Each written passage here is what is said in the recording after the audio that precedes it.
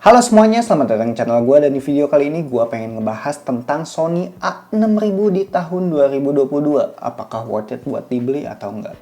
Menurut gue worth it sih. Ya udah, gue kasih tahu nih alasan. By the way, tiap tahun gue udah bikin video tentang Sony A6000. Ini video-videonya. Dan setiap tahun pasti gue mengatakan worth it. Kenapa worth it? Soalnya kamera ini gue beli di harga 5,2 jutaan. Ini gue beli bekas. Dan 2 tahun digunakan, kamera ini udah menghasilkan belasan sampai puluhan juta. Kalau dihitung ya, kalau dikumpulin gitu. Apakah worth it? 5 juta menghasilkan belasan sampai puluhan juta. Itu worth it cuy. Cara price to performance, price to productivity, ini udah oke menurut gue.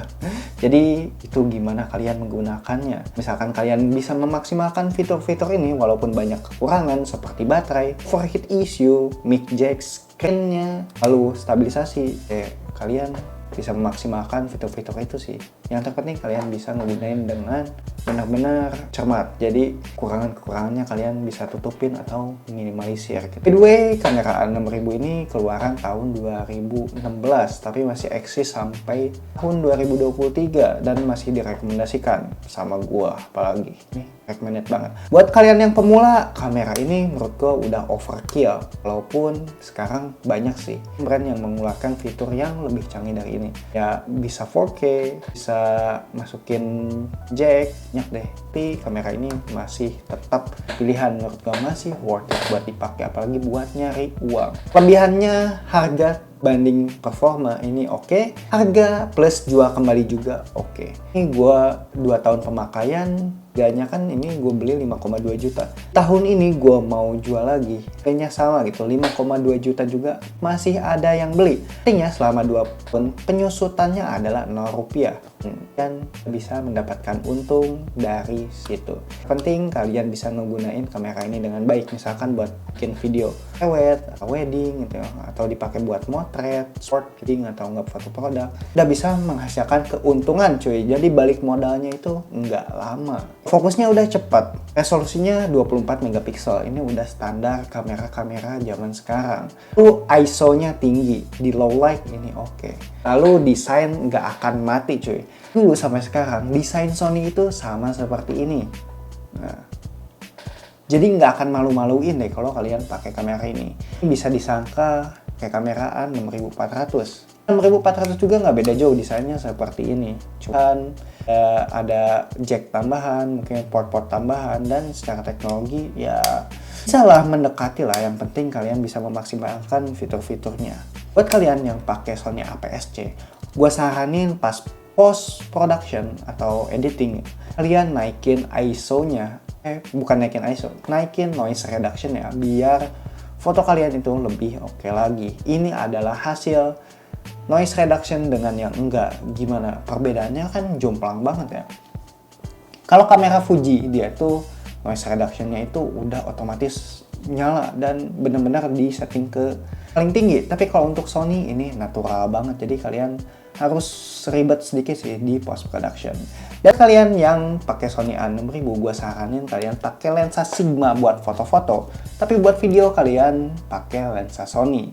Perbandingan antara lensa Sigma dan juga Sony gue udah bahas di video ini. Nah, ini udah lengkap banget cuy. Benefitnya apa yang kalian dapat kalau pakai Sigma dan juga Sony, dan pertimbangan apa aja misalkan kalian pilih kedua lensa tersebut, gue udah jelasin panjang lebar di situ, kalian cek aja. Ini adalah lensa wajib para fotografer. Dipakai outdoor oke, dipakai indoor oke juga, di low light oke, dipakai foto bokeh oke, dipakai bokeh gitu yang agak-agak ini ya, depth of field-nya yang tipis gitu, ini oke juga. Jadi keren banget buat dibeli lensa Sigma ini menurut gua, kalau kalian kebutuhannya adalah foto-foto. Link pembelian ada di bawah, jangan lupa klik dulu. Misalkan kalian nyari kamera yang banding dengan ini, ada Canon EOS M6, Panasonic G7, dan Fujifilm X-T100. Tapi secara harga jual kembali, nah kamera-kamera itu nggak ada apa-apanya cuy. Ini bisa 0 rupiah per pemakaian. Misalkan kalian belinya dengan harga murah tapi dijual di 2 tahun lagi, harganya segitu juga, bisa aja. Menurut gua worth it atau enggak, itu gimana produktivitas si kameranya.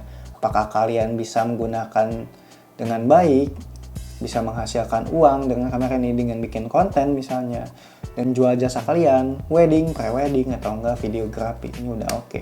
By the way, di sektor videografi ini udah oke menurut gua. Bisa Full HD 60 fps. Tapi sayangnya misalkan kalian bikin video, ya noise-nya itu masih banyak. Jadi pas editing video, kalian harus naikin juga noise reduction-nya. Itu adalah saran gua. Buat kalian yang pakai Sony A6000 dipakai kan pre-weddingan, ini udah oke menurut gue. Yang penting kalian pakai lensa Sigma. Misalkan kalian pakai kamera Sony A6000, kalian fokusin juga di editingnya, jangan enggak. Soalnya kamera ini banyak kekurangan, jadi kekurangan itu ditutupin di post production. Pertimbangan misalkan kalian beli Sony A6000 adalah di port mic. Ini nggak ada mic eksternalnya. Lalu di overheat baterai. Nah, si baterai dan juga kameranya ini selalu overheat misalkan kalian record di atas 7 menit. Jadi ya kalian harus manajemen heatnya atau panasnya sendiri gitu, manual. Dan baterai di sini karena kamera ini cukup kenceng, si baterainya itu cepat habis misalkan kalian pakai video-videoan. Tapi kalau untuk foto-foto ini lama habisnya. Nah, prefer kalian menggunakan ini minimal 2 menurut gua. Minimal kalau bisa 3 udah cukup sih. Kalau 5 kebanyakan. Nah, dengan memaksimalkan si kamera ini di sektor videografi, salah satunya kalian juga bisa menggunakan gimbal tambahan biar stabilisasinya ini lebih oke lagi. Soalnya stabilisasi si kamera ini jelek banget. Jadi kalian harus beli gimbal tambahin misalkan kalian pengen kualitas video yang bagus. Tapi secara basic ini udah oke sih cuy. Nah, gitu aja sih yang bisa gue sampaikan. Semoga informasi yang gue berikan bermanfaat cuy.